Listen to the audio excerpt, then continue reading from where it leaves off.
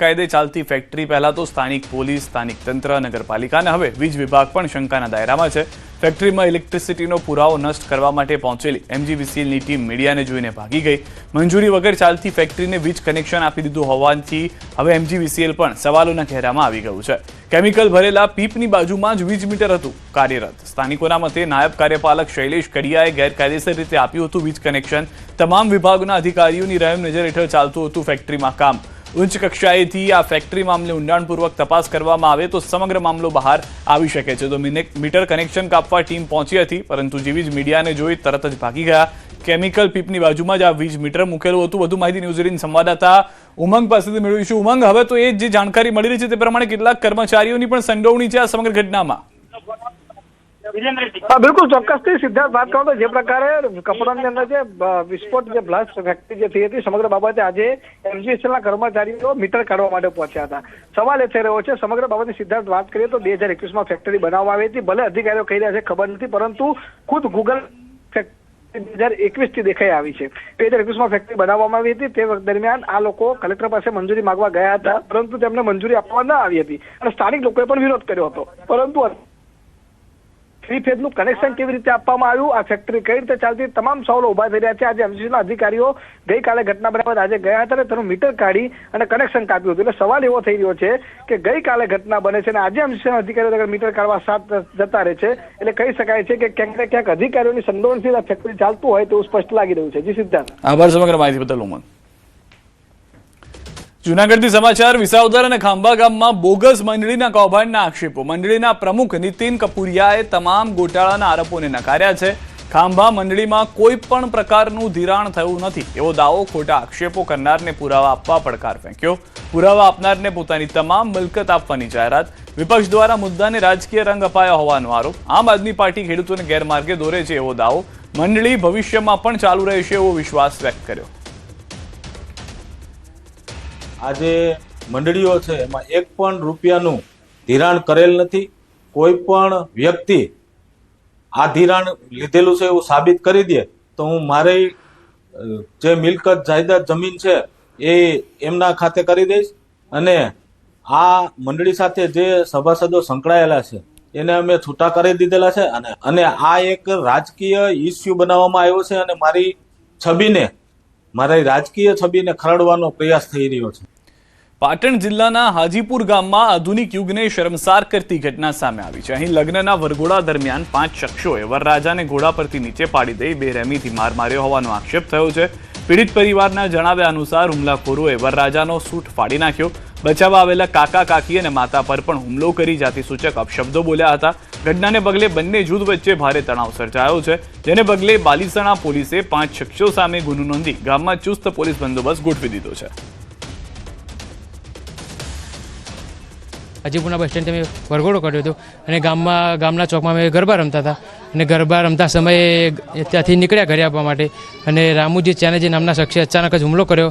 મારો કોલર જાઈને મને નીચે પછાડ્યો અને નીચે પછાડી મારપીટ કરી અને સોનાનો દોરો પણ તેમાં ખોવાઈ ગયેલો છે। વરઘોડાની અંદર વરઘોડું આવ્યું, અમે પાટણથી વરઘોડું લઈને આવતા હતા। અહીં કની અમારા ઘણા મકાનની પાછળ જ વરઘોડું હતું। અમારું વરઘોડું નાસ્તો હતો, અબુચાનો વલ્લાડો ઘોડા પર હતો। અબુચાનો આવીને ભાઈને પકડીને હેઠો નાખ્યો, હું વચ્ચે પડ્યો, મારું શર્ટ ફાડી નાખ્યું। બાકી મને કંઈ ઘરની અંદર લિયાટા કર્યા છે। બાકી હું કરે છે તો ગરદા પાટોના મારને બૈરોને ચોટમ ચોટ કરવા માંડ્યા। 5-6 જણા માણસો હતા। નાત જાતના ભેદભાવ છે। ઊંચ નીચના કારણે પણ અમે માનવ નથી, અમે કોઈ શું છીએ, ઢોર છીએ। અમે મારા પૈસેથી વરઘોડો કરીએ છીએ। અમે મારી જોડે કોઈ એમની જોડે લેવા ગઈએ છીએ। મારા ઘેર લગ્ન પ્રસંગમાં હું લાખો રૂપિયા વાપરું, તમને કેમ લાય છે? તમારા ઘરમાં ખાવા પીવાના ફોફા તમે નહીં કરી કહેતા, એટલે મારા પર આવું હુમલો કરો છો? શા માટે આવું કરવું જોઈએ? સેશેલ્સથી પીએમ મોદીએ મહત્વપૂર્ણ સંદેશ આપ્યો છે। પીએમ મોદીએ જણાવ્યું કે મારી સેશેલ્સની યાત્રાનો સંદેશ સ્પષ્ટ છે। ભારત એવા હિન્દ મહાસાગરની કલ્પના કરે છે જ્યાં દરિયાઈ સુરક્ષાની સાથે આર્થિક સમૃદ્ધિ પણ વધે, જ્યાં આપણી ભાગીદારી પરસ્પર સન્માન અને વિશ્વાસ પર આધારિત હોય અને જ્યાં આપણે દરેક દેશની પાસ નહીં સાથે સાથે ચાલીએ। અમારું વિઝન હિન્દ મહાસાગરને તકોનો મહાસાગર બનાવવાનું છે।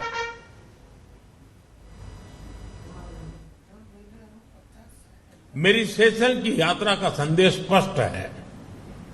भारत ऐसे हिंद महासागर की कल्पना करता है जहां समुद्री सुरक्षा के साथ आर्थिक समृद्धि भी बढ़े, जहां हमारी साझेदारी आकार नहीं, आपसी सम्मान और विश्वास पर आधारित हो, और जहां हम हर देश के पास पास नहीं, साथ साथ चलें। Our vision is to make Indian Ocean into an ocean of opportunity. રાજકોટના જંગલેશ્વરમાં ડિમોલિશન દરમિયાન થયેલા ખર્ચના બિલ અંગેના એક બાદ એક વિવાદ સામે આવી રહ્યા છે. રાજકોટના લોકોમાં પણ આ બિલના વિવાદ ચર્ચાઓ થઈ રહી છે. ત્યારે જંગલેશ્વર વિસ્તારમાં રહેતા અને જેમના મકાન ડિમોલિશનમાં પડી ગયા છે તે લોકો સાથે ન્યૂઝ 18 ગુજરાતીએ કરી વાતચીત. નીરસ અવાજે સ્થાનિકોએ કહ્યું કે આ બિલ વિવાદનું અત્યંત દુઃખ થયું, કેમ કે અમે 4 દિવસ સુધી જમી પણ નહોતા શક્યા. એ સમયે આ લોકો મિજબાની માણતા હતા. દાખલારૂપ કાર્યવાહી કરવા સ્થાનિકોની માંગ. રાજકોટમાં થયેલા ડિમોલેશન બાદ જે બિલના એક બાદ એક વિવાદ સામે આવી રહ્યા છે, ત્યારે હાલ આ જે જંગલેશ્વરના દ્રશ્યો છે, આ જ વિસ્તારમાં જે છે ડિમોલેશનની કામગીરી કરવામાં આવી હતી અને એક બાદ એક કામગીરી દરમિયાન જે છે બિલના વિવાદો સામે આવી રહ્યા છે. ત્યારે અહીંના સ્થાનિક લોકો છે, કેટલાક લોકોના મકાન પણ આ જે વિસ્તારમાં પડી ગયા છે એ પણ આપણી સાથે છે. આપણે પહેલાં સ્થાનિક લોકો સાથે વાત કરીશું. શું કહેશો, એક બાદ એક વિવાદ સામે આવી રહ્યા છે, નાસ્તાનું હોય, પાણીનું હોય કે વિડીયોગ્રાફીનું, તમને આ વિવાદથી સ્થાનિક વ્યક્તિ તરીકે કેટલી ઠેસ પહોંચી છે? સ્થાનિક રીતે તમે વાત કરો ને તો અમારી અહીંયા હાજરી હતી, કેમ કે અમારા મકાન હતા, અમારું આ જન્મ સ્થળ હતું. હવે એટલે અમે આ પરિસ્થિતિમાં પહેલેથી લઈને છેલ્લે લગીને અમારી હાજરી હતી, એટલે અમને ખબર છે કે હકીકતમાં શું શું થયું હતું. કે આવા સમયે પણ અધિકારીઓએ કાજુ કતરીની મિજબાની કરી. હું તો મને તો એવું લાગે છે કે આપણો દેશ 1947માં આઝાદ કરાવ્યો સરદાર પટેલ અને ગાંધીજીએ. અંગ્રેજો અહીંથી ચાલ્યા વયા ગયા, પણ એનો યંશ અહીંયા મૂકતા ગયા હોય એવું લાગે છે. આ પાછળ છે ને મારું જ મકાન છે, બરાબર.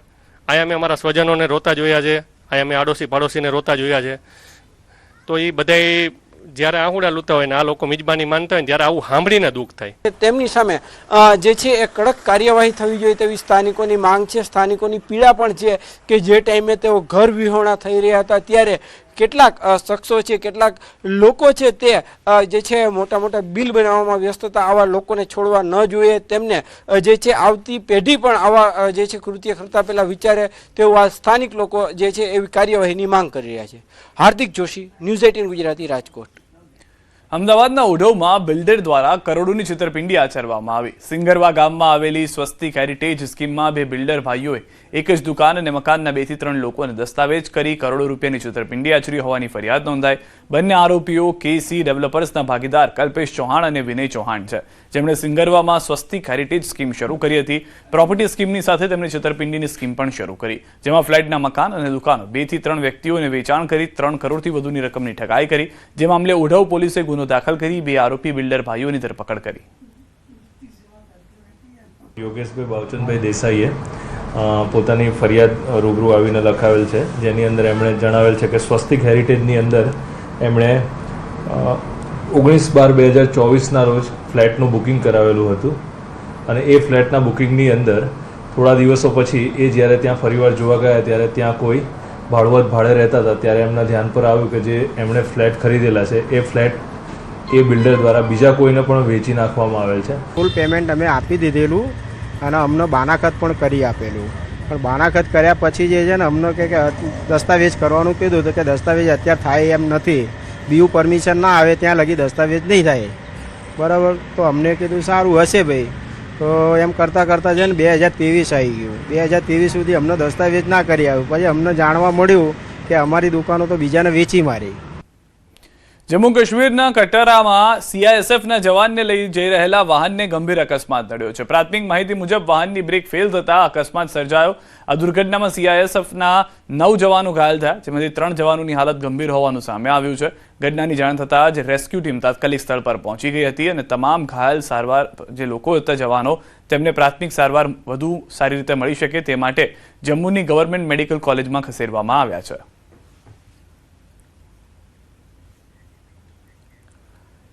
અમદાવાદના ચાંદલોડિયા ખાતે સાબરમતી વિધાનસભાના બૂથ કાર્યકર્તા સાથે મુખ્યમંત્રી ભૂપેન્દ્ર પટેલે કર્યો સંવાદ. મારું બૂથ સશક્ત બૂથ અંતર્ગત મુખ્યમંત્રીએ કાર્યકર્તાઓને માર્ગદર્શન આપ્યું. મુખ્યમંત્રીએ કહ્યું, બૂથ મજબૂત હોય તો ચૂંટણીમાં ચિંતા નહીં. ભાજપ કાર્યકર્તાઓ અને સીએમની ટકોર.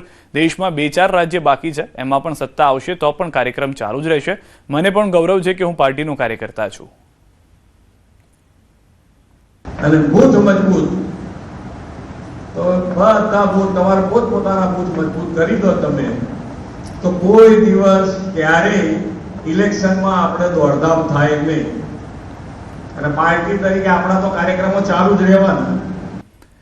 પીએમ ઈ બસ સેવા યોજના અંતર્ગત વડોદરા શહેર માટે કુલ 250 એસી ઇલેક્ટ્રિક બસો મંજૂર કરવામાં આવી છે, જે અંતર્ગત પ્રથમ તબક્કામાં 30 ઈ બસો વડોદરા આવી પહોંચી છે અને આજે તેનો ટ્રાયલ રન પણ લેવામાં આવ્યો હતો.